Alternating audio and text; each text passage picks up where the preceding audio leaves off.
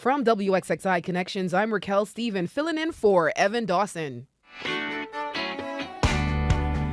In this hour, we take a look at healthcare professions that are, for some, may have flown under the radar. The field of advanced practice providers. If you scheduled a doctor's visit and can't be seen by the lead physician for some reason or the other, you'll more than likely be rerouted to the next best thing or person. A nurse practitioner or physician assistant will greet you and proceed with almost the same tact as your provider.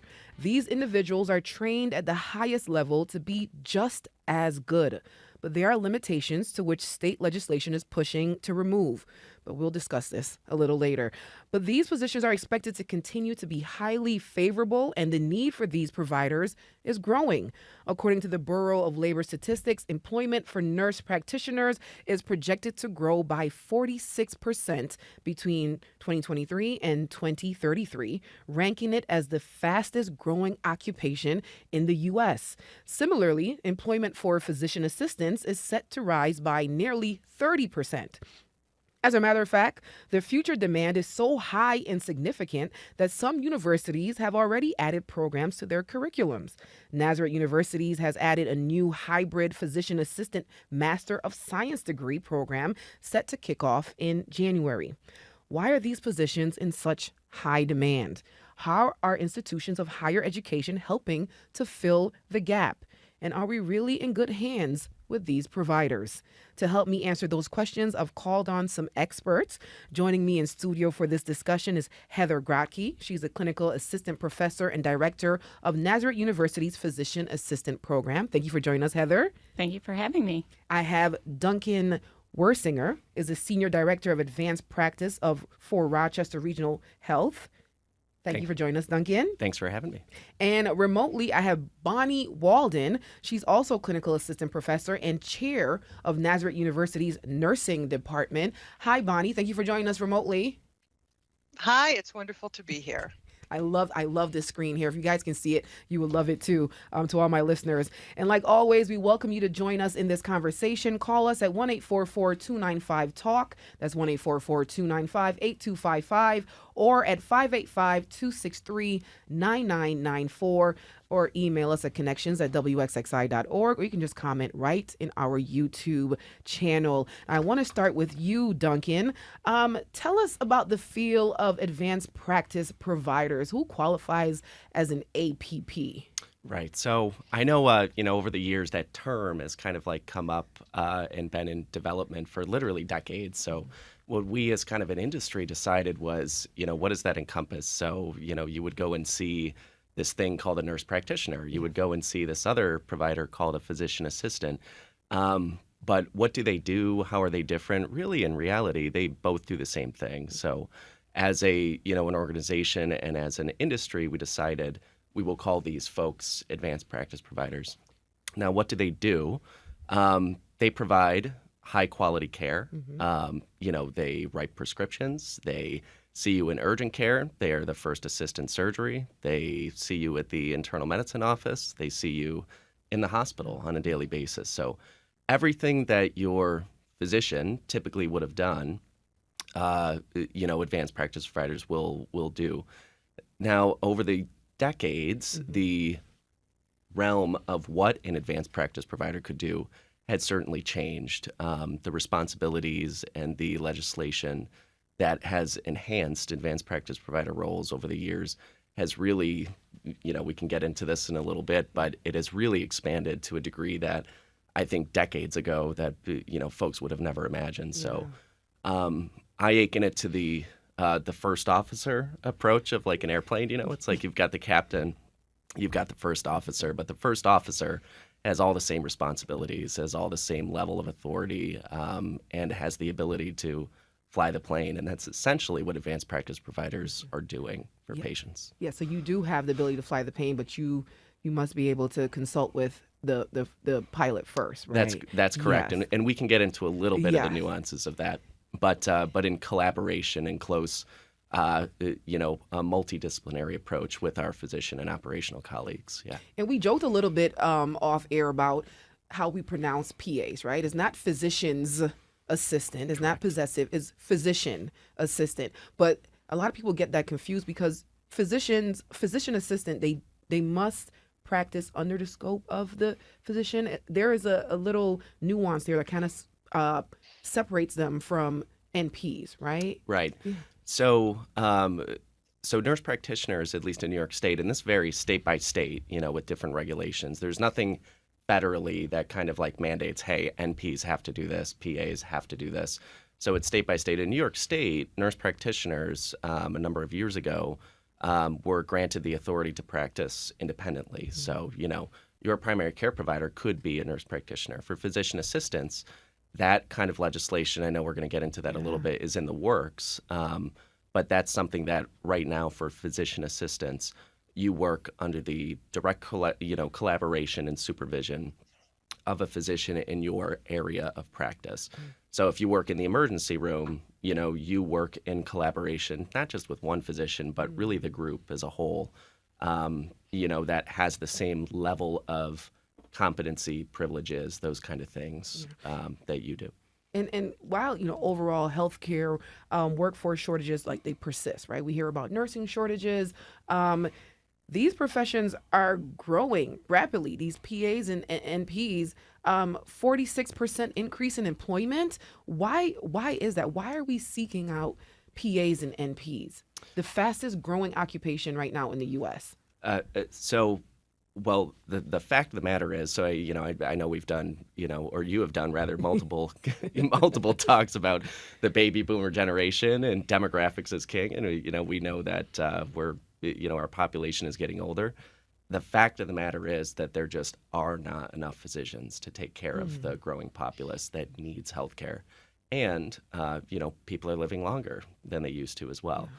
So as those kind of gaps have developed, naturally, in this economy and in this industry, physician assistants and nurse practitioners have filled that role because the fact of the matter is we need people to be seen. We need access. We need high-quality care. And it just turns out, at least in this country, that physician assistants and nurse practitioners, fill that role. Yeah. And Heather, I know you're a PA as well at Rochester Regional. Where do you see the significance in PAs or the role they play in NPs in the healthcare model? Yeah, I think that's a great question. And as we get more into discussion about the legislator, we'll talk about collaborative, team-based healthcare. But that's really the way healthcare is functioning.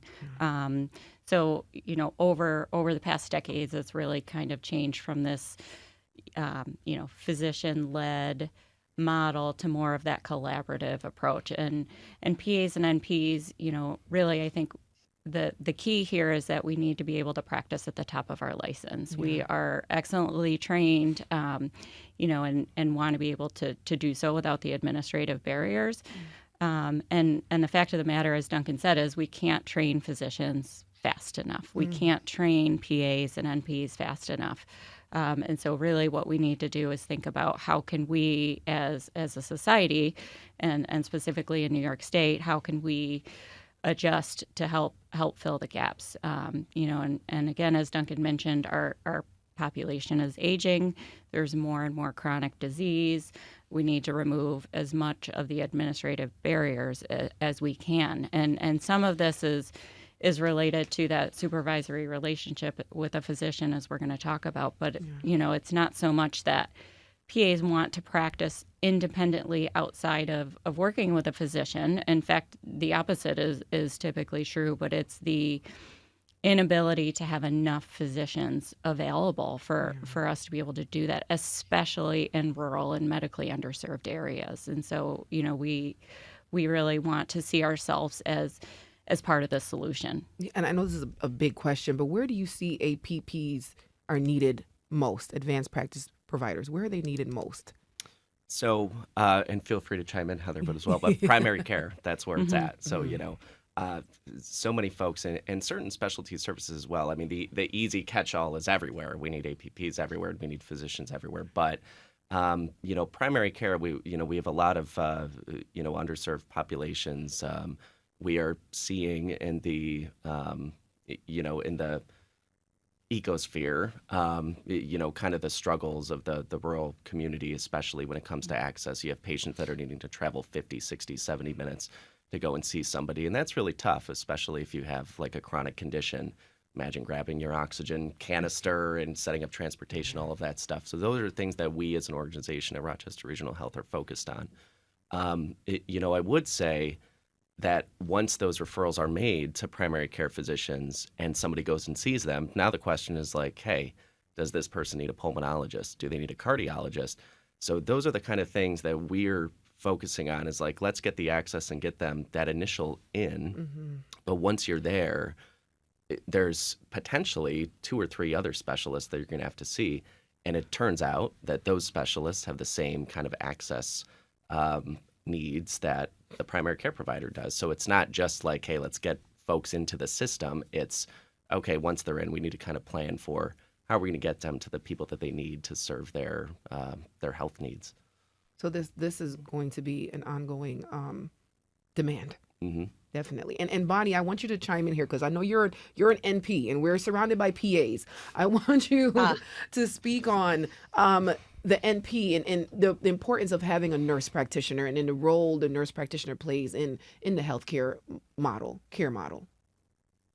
Yeah, sure. And just a correction, I am not currently an NP, trained as a women's health nurse practitioner, but not currently doing that role. So the nurse practitioner role has a very rich history in New York State, and in particular in the Rochester area. I'm not sure how many of our listeners are aware of that, but Dean Loretta Ford, the founding dean at the University of Rochester School of Nursing, where I did do my studies to be a nurse practitioner, she was the co-founder of the nurse practitioner role in the United States over 50 years ago. And so, yes, that role has been around longer. But there are still challenges. I mean, it wasn't until in New York State until 2014 that the Nurse Practitioner Modernization Act, it's a mouthful, was passed, which was granting, I'm going to look at my notes here, nurse NPs with more than 3,600 hours of experience would not need a written agreement or a collaborative relationship in order to practice. That was temporary at that time. In 2022, that was extended. It was extended again in 2024. And now if it's not extended in 2026, it will sunset. So I know that PAs are having their struggles right now with moving forward with improving the ability to have the highest, to work to their highest scope of their practice, but it is still a continuing issue for nurse practitioners, and the need is great.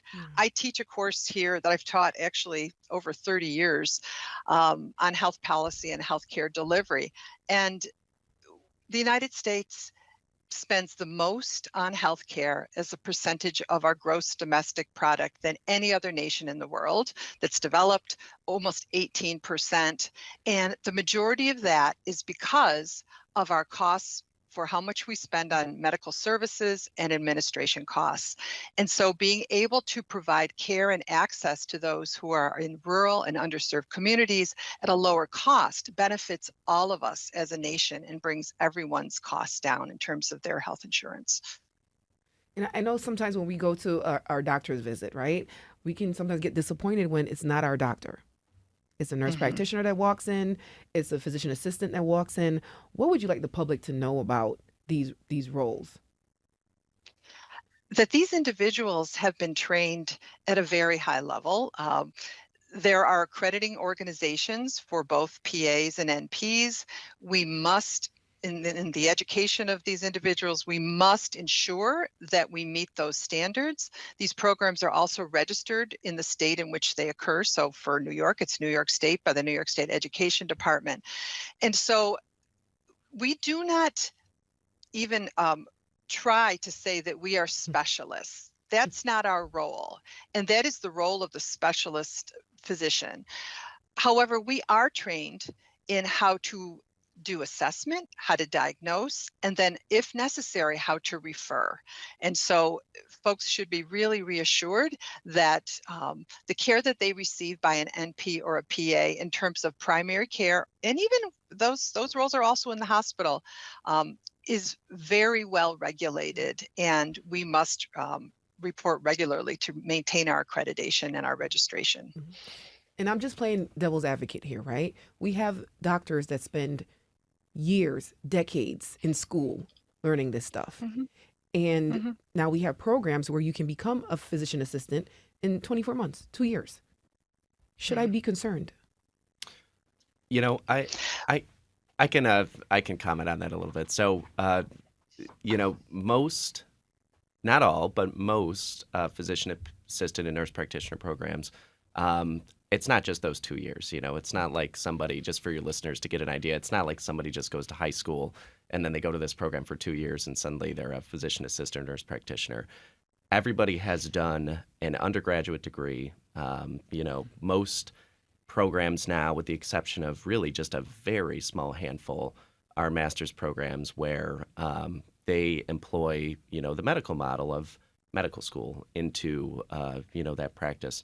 There's little differences, but, the programs keep the really kind of key disciplines, into education, cardiology, hospital medicine, internal medicine, even dermatology, women's health. I mean, you name it, the programs have it.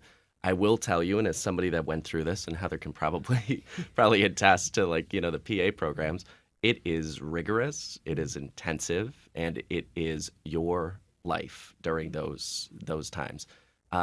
Holding another position or another job is something that you just can't do. I mean, your entire life is in the world of medicine and education, and it's to a degree that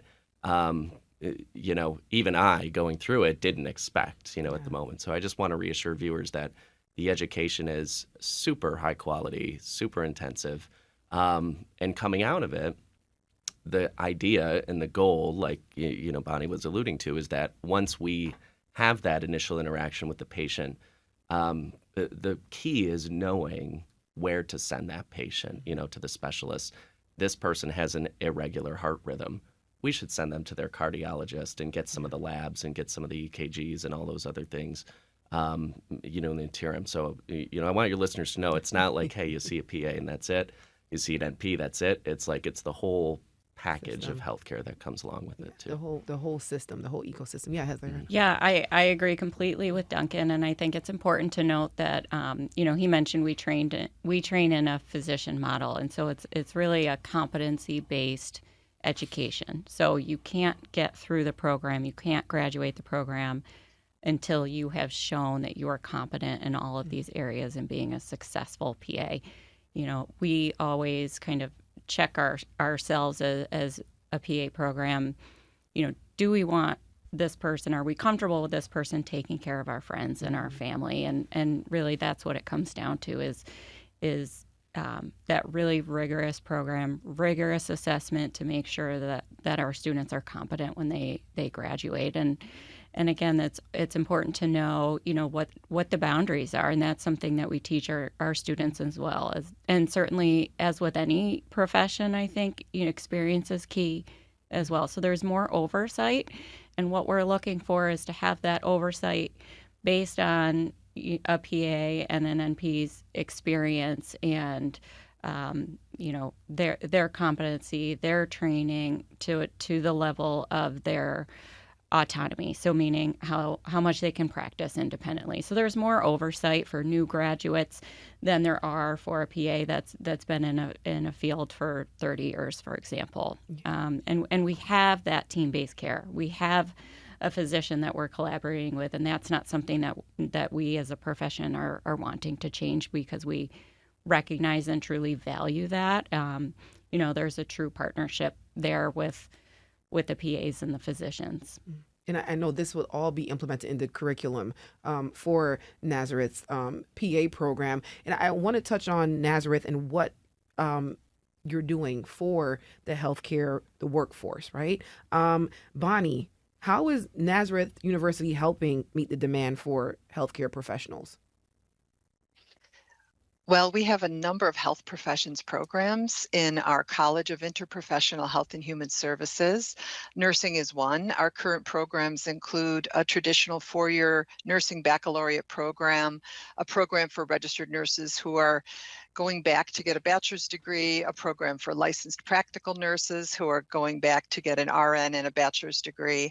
And we are looking to add a nurse practitioner program for specifically to prepare women's health nurse practitioners. We're planning that right now and hoping to implement that in 2026. The other health professions, and I hope I can remember them all, maybe Heather can help me if I forget, that we have here and have had for many years: physical therapy, occupational therapy, communication and speech disorders, or as most people know, speech pathology, creative arts therapy, and music therapy, social work. I think that's all of them, Heather. I think you hit them all, except for PA Yeah. is our newest. Oh my So- goodness. Dr. Marr would want me to remember public health. We have public health as a major as well here. Mhm. So And we hear a lot about this pipeline, right? And universities creating this pipeline for the workforce where we're getting students and then we're hoping to push them back out into the community, right? Is this something that Nazareth is holding as a priority? it is. And in fact, we were very fortunate to receive funding from New York State through the Career Pathways Training Grant Program for this year for our Master's in Social Work students and for RN to BS students. And so we have students who are actually being able, at least I know in the nursing program, to complete a program, tuition totally covered and fees totally covered. And again, it's just to increase that, capacity to move people through and get people into the workforce. The conversation about nurses at the bedside is sort of simmered down a little bit since the pandemic, but we still have a nursing shortage. And so being able to graduate as many nurses, even at that baccalaureate RN level, is important. And for us, if we want to also be able to increase the number of nurse practitioners, they must first receive a Bachelor of Science in Nursing and then pass their NCLEX RN exam, which is our nursing licensing exam, national exam, and be an RN before they can even apply to that master's program to become a nurse practitioner. So we're trying to move that pipeline along as well. So why are we exploring PA programs first? Why PA programs? Why not an NP first? I will let Heather pick that. I can't say that I have that answer. I think, initially it was that PA was a perfect complement to the other programs that Bonnie had mentioned within the college. I know that was something that was very important to Nazareth. And one thing I wanted to add to Bonnie's response is, Nazareth really embodies the mission of our PA program, which is filling the gap for medically underserved and rural healthcare and rural areas for healthcare needs. And so we're really embodying that with the design of the program all the way through to the clinical rotation experiences that our students are going to have. And that's one of the reasons that we designed the hybrid model. Was to really increase the access of a PA program to students that may not be able to readily relocate. And I think that's really important. And we know the data has shown that students that are from rural areas or medically underserved areas, a large percentage of those students, when they graduate, return to those areas. And so that was really important for us as we were building our program, and really priority to really address the gaps, not just turn out, more and more PAs, but really being intentional about who we're selecting and what our ultimate goal is of the program. Yeah, and I love this new hybrid model, right? And accessibility there. Can you speak on why hybrid? Can you elaborate more on that? Absolutely. So we are really on the forefront of that. There's only a few other hybrid PA programs in the country. Certainly, as we know, something happened in 2020. There was a pandemic, and really things shifted. And I think at that point, it was almost like a light bulb where we said, hey, maybe we can teach PA students in a hybrid model, in an online format for some things. Certainly, you can't teach students how to suture remotely. You can't teach them how to intubate someone remotely. There's both components. And so basically what we're doing is the first year of the program is what we call the didactic education. And that's really the classroom work. So that's learning all about medicine. And so a lot of the times the students are really sitting in a lecture hall, sitting in a classroom and learning about that. And so, we really wanted to drill down to that and think, is that something that they truly need to be on campus for? Or can we remove some of these barriers for our students and teach those things in that hybrid online format and bring them to campus for what we truly need them to be on campus for in that hands-on training. And I remember writing that Nazareth is doing this where it's for people of all ages. Yes. Right? So if you started a career and you want to shift careers, you can look into this program. So having people of all ages, is this something that was intentional? Absolutely. I think, especially in the Rochester area, we have a lot of paramedics and EMTs and respiratory therapists and like you said, folks that are not in medicine that want to change careers, that, have found their passion and their desire to serve their community in that way. And, this program is really designed for those folks. And Bonnie, having people of all ages at your university, how is that for you?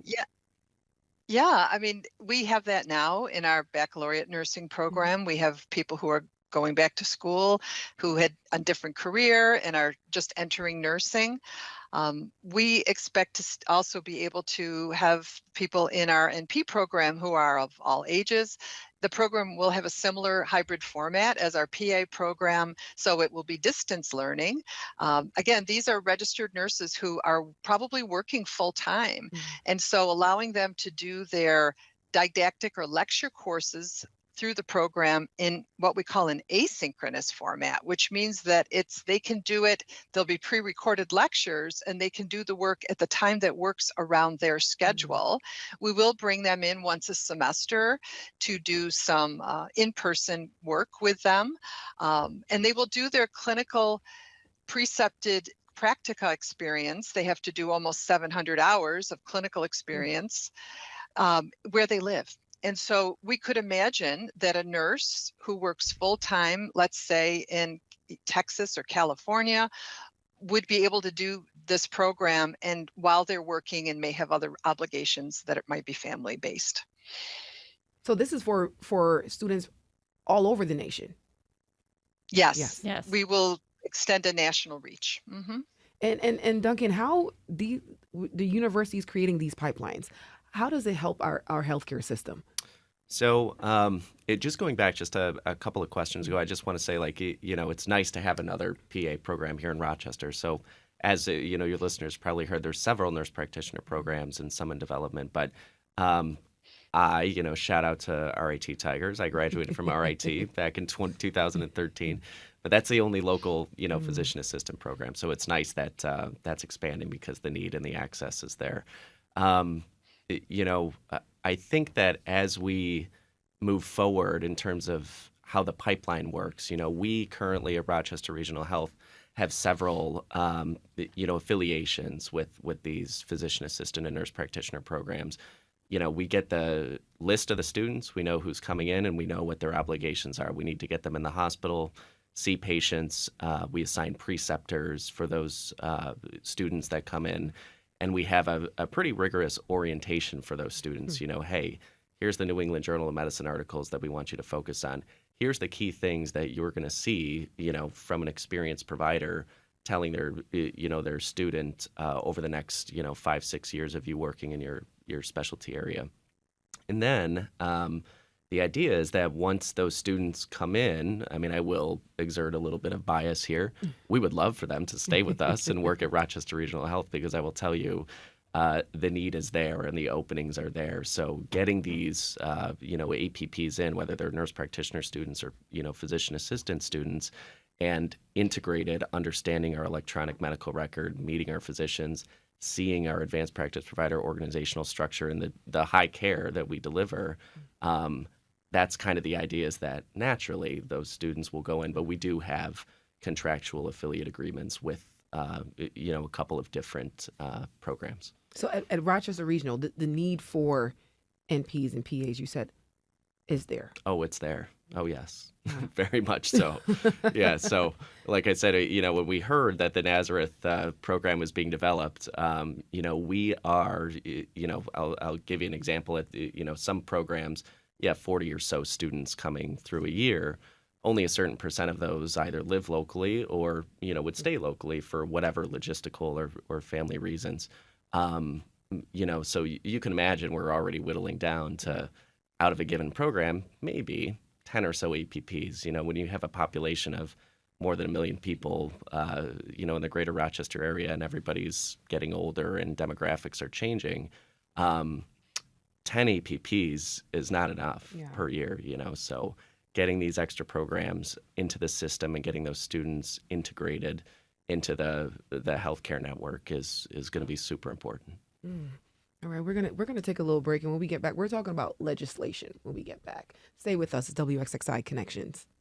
Support for your public radio station comes from our members and from Mary Cariola Center, supporting residents to become active members of the community, from developing life skills to gaining independence. Mary Cariola Center, transforming lives of people with disabilities. More online at marycariola.org. And the Highlands at Pittsford, an independent and assisted living community affiliated with the University of Rochester, offering cottage and apartment homes, daily life enrichment activities, and care assistance as needed. More at highlandsatpittsford.org. And we're back with WXXI Connections. I'm Racquel Stephen, filling in for Evan Dawson today, and we're talking about the importance of having advanced practice providers in our healthcare systems, including nurse practitioners and physician assistants. And our experts in studio, we have Heather Grotke. She's a clinical assistant professor and director of Nazareth University's physician assistant program. I also have Duncan Wersinger. He's a senior director of advanced practice for Rochester Regional Health. And joining us remotely is Bonnie Walden. She is the chair of Nazareth University's nursing department, also a former nurse practitioner. She made it clear that she's not practicing anymore. So we're going to say former NP. Bonnie, thank you for joining us. And we're going to talk about legislation that's pushing for physician assistants to work at their highest level. What does that mean? Their highest level of training. What does that mean for our PAs? So I can talk a little bit about this. The national organization, the American Academy of Physician Associates, is really advocating for PAs to work at the top of our license and to remove some of the administrative barriers. I think it's important to note that the profession is not moving to change our scope of practice. In fact, quite the opposite. We again, as we've talked about earlier, really value the collaboration that we have in the team-based healthcare, specifically with physicians, but really removing the administrative barrier. And what that really means is legally, we are required at the state level, we're required to have a supervising physician relationship. And that's truly administrative. That physician is not required to be on site with PAs, is not required to sign off on any of our charting, not required to sign off on prescriptions. It's truly just this, really outdated statute at the state level that has just become a barrier and is not really reflective of what PAs do day in and day out. What's really happening, on the ground floor, so to speak. Yeah, it's the 50-year-old rule, right? 5 decades. So things have changed significantly since then, Duncan. Is this barrier, how would this barrier really help our healthcare system, removing these barriers, administrative barriers?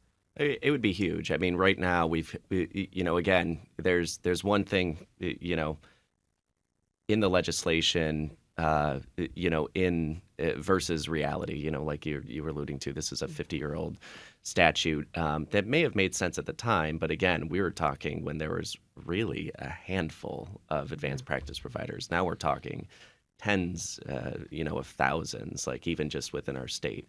But what it would do, I mean, really, whether we're talking about telemedicine, new innovations, or just straight up access for patients, having an advanced practice provider, particularly a physician assistant, that let's say, is living in rural New York, that has a lot of patients that have to travel, extended distances to see their primary care provider. For that patient, for a given situation, it makes more sense to deliver that high quality care closer to them. So, that's something that, as we're seeing a significant physician shortage, that is only going to continue to get worse. That's just a fact. The question is, where are these gaps being filled? And physician assistants, along with their nurse practitioner colleagues, can provide that access and really improve the care that patients need. So I think that it's something that it just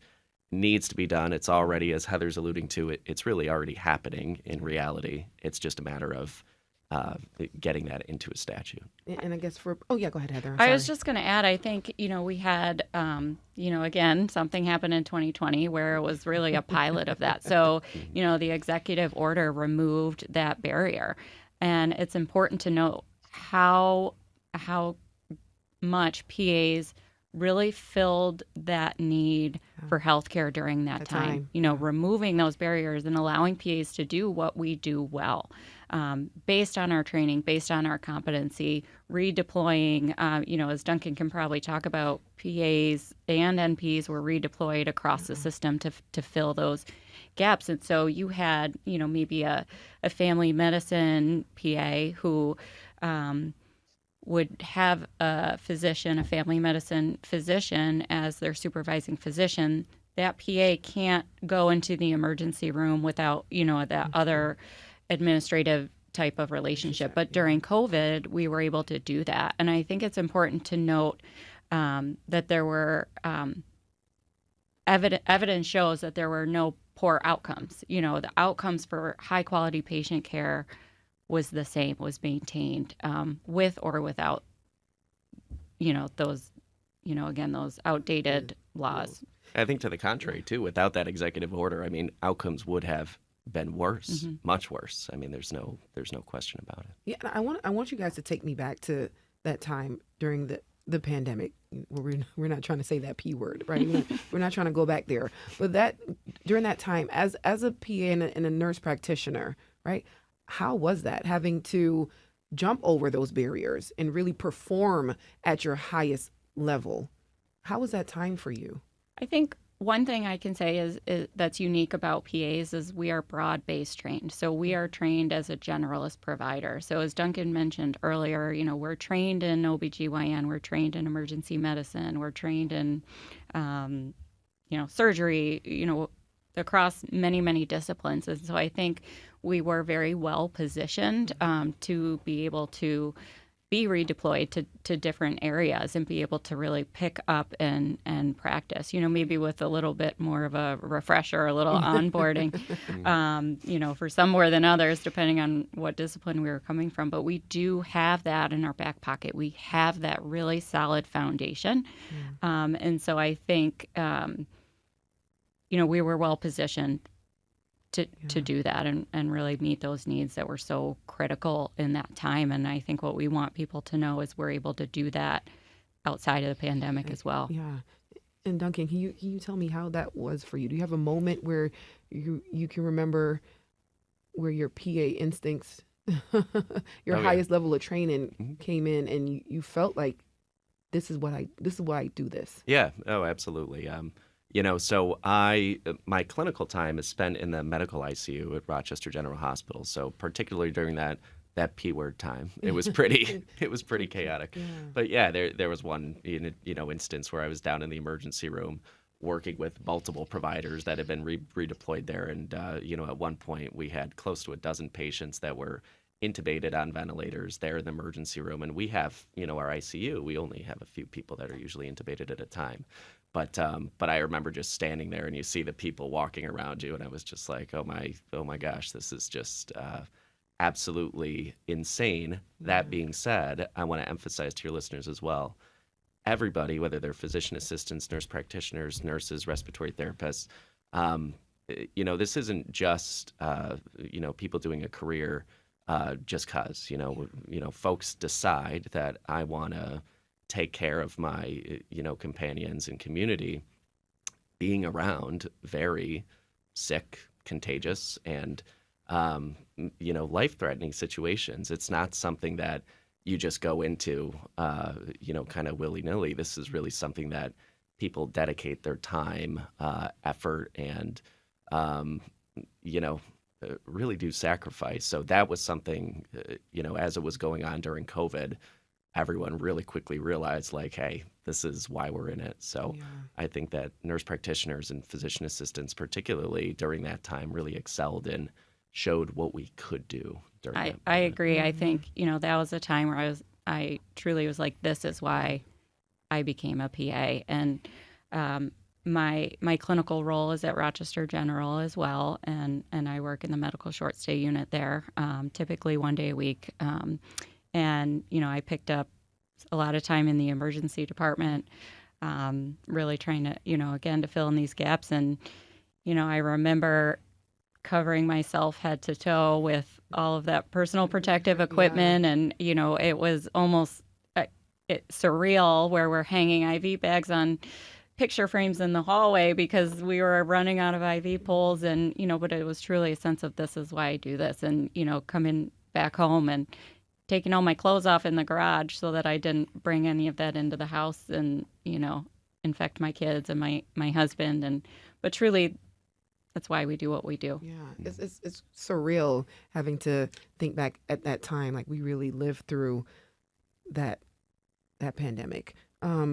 Now let's shift the mood a little bit here. Bonnie, as far as creating this PA curriculum, how much of it is influenced by the legislation and creating PAs, right? Producing PAs that do practice at the highest level of training? I would actually have you ask Heather that. Yeah, I was trying to get you in the conversation, Bonnie. Well, I could speak to NPs. Yes, NPs, but yeah. Sure, let's talk about NPs. Okay, could you repeat the question one more time? As far as NPs, well, we can actually take it back to COVID, right? And the role NPs played during that time. Right. Well, for nurses during COVID, the ability to temporarily practice in other states where we are not licensed. So for nurses, when we receive our first licensure, we pass that exam, that NCLEX exam, we are licensed and registered in a particular state. So my example would be New York State. So during that time, the restrictions were lifted on being able to practice. So staff nurses who are registered nurses, could go where there was help needed. They could be travel nurses and go to where the greatest need was. And nurse practitioners also, I believe, and I might be incorrect, but I believe I'm correct to say that they could provide telemedicine or telehealth services across state lines as well. And that really becomes an issue when it comes to prescribing authority and whether you can prescribe outside of the state in which you are certified or registered. And so that was something that was happening during that time that really helped access to care for many people. So, and as far as like creating curriculums, right, where you do have your students, where you do produce healthcare workers that can practice at their highest level of training, especially with PAs, is this, what are we doing here? Is this something that it's very significant and is intentional for us to create these PAs, right? Absolutely. And I'll say, designing the curriculum we won't be doing anything different whether we change these laws or not. You know, Yes. we're always going to be training these highly competent providers. And as Bonnie said, you know, they pass an exam, they pass a national certifying exam, so that they're certified providers and they're licensed in their state of practice. And so really the goal is always to produce providers that we are comfortable taking care of our friends and family and our community. And you have some high-tech stuff going on over at Nazareth to ensure that Yes. this happens, right? We have this interprofessional simulation center. Yes. Can we talk about simulation and how this is playing a key role in producing great healthcare workers? Yeah, so I can start and Bonnie can jump in, Yeah. but we have 5 high-fidelity simulation mannequins. We have a pediatric mannequin, we have a mom and baby, and 3 adult mannequins. So, you know, essentially we want our students to be practicing, you know, right from the beginning to the end on simulated patient models. And they're really good for having students practice things that, you know, we want them to practice on a mannequin versus a live person. So, for example, you know, you might not want to be the first person that they're practicing intubation on, right? And so, but it's a really good way to have the students make mistakes in a really safe place, so that they learn and we know that they're comfortable and competent when they do graduate and they do, you know, help. Is there any shortcomings to not practicing on a real person? So to clarify, we do both. Okay. So our students have a requirement to do 1,600 clinical hours. So that entire second year, they're out in a variety of settings and disciplines, practicing medicine with a preceptor. So where there's a lot of oversight, but this is in conjunction with that. We always figure it's better to start with the mannequin, just like the pilots. They start in the simulator, you know, and then they go to the real plane. So, And Bonnie, can you brag a bit about NAS's high-tech, state-of-the-art technology? Yeah, so we've had a simulation center for about 10 years, but we because our PA program is coming, we were able to enhance that and add on to it. I would just add one other feature that the PA students as well as our nursing students will be using in simulation is the use of standardized patients wearing wearable simulation equipment. So we're using that now with our acting students. So it's been a wonderful collaboration with our theater department. Our acting students are the patients, and they will wear a prosthetic chest, for example, underneath their patient gown, and the students who are doing the assessment will be able to hear abnormal heart sounds, abnormal lung sounds that really wouldn't be present on a healthy 20-year-old. Or we can put some really nasty looking wounds on their arms, and we have other types of wearable simulators. We're really excited about that. We got special funding for that. And that is going to make it more real. We've been using that this semester with our current undergraduate nursing students, and they're giving us feedback that, I mean, they love using the very high-tech, high-fidelity simulated mannequins, but this provides that what we call affective experience, where they actually have to explain to a real person what they're going to do to them, which can be scary when you're a student. Wow. And so we have someone on YouTube who asked, and I think it's a great question, can you be an NP and a PA at the same time? I guess theoretically you could. This is an overachiever here, but Oh yeah. Why you would do so? I maybe there's I'm trying to think of like a niche where that would work, but I don't think that's necessary. But yes, theoretically you could. Yeah, I guess the gist here is like what the difference between the what they're allowed to do, right? And if it is one more has more responsibilities than the other. At least in New York State, I mean, the biggest defining factor I know that we were talking about earlier that physician assistants are working on is that ability to practice independently. Yes. Open your own practice. Nurse practitioners can do that currently. Physician assistants cannot.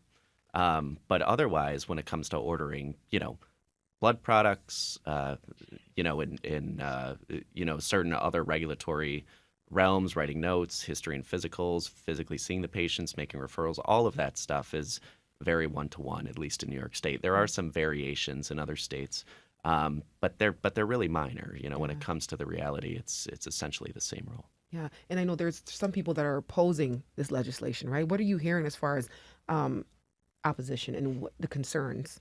I think one of the biggest concerns that we hear is this scope creep campaign, and that's why I've been really intentional about trying to say that's truly not what we're trying to do. We're not asking for an increase in our scope of practice, meaning what we're allowed to do.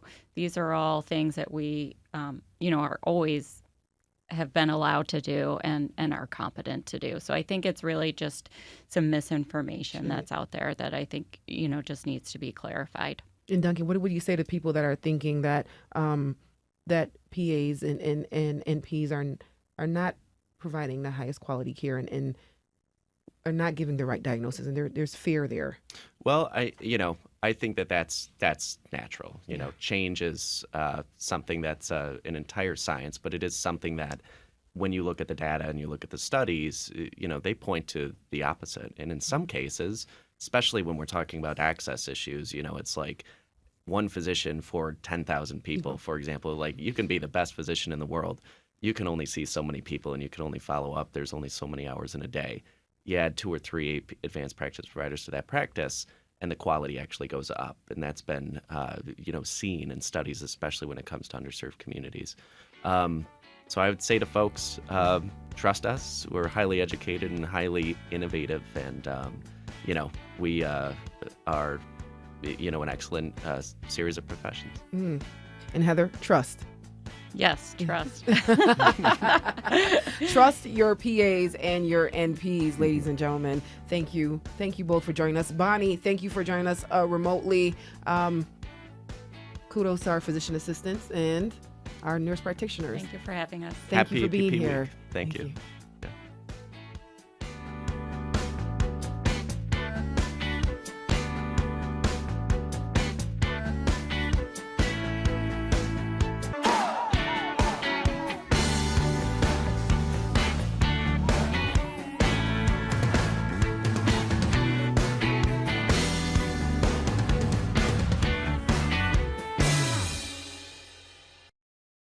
This program is a production of WXXI Public Radio. The views expressed do not necessarily represent those of this station, its staff, management, or underwriters. The broadcast is meant for the private use of our audience. Any rebroadcast or use in another medium without expressed written consent of WXXI is strictly prohibited. Connections with Evan Dawson is available as a podcast.